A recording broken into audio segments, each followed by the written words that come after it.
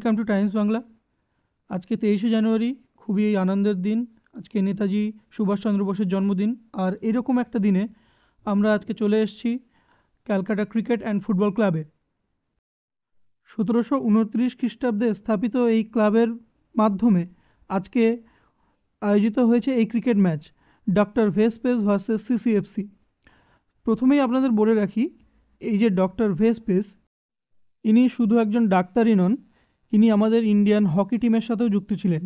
1971 সালে Barcelona world কাপে bronze medal জয়ী এবং 1972 সালে মুনিচ অলিম্পিকেও ইনি ব্রোঞ্জ জয় করেছেন।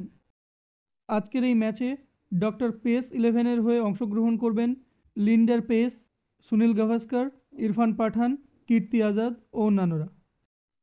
ও অন্যদিকে সিসিএফসির হয়ে খেলবেন অরুণ লাল, অশোক মালহোত্রা, মনোজ তিওয়ারি ও অন্যান্যরা। চলুন আজকে ম্যাচের কিছু মুহূর্ত আমরা দেখে নিই।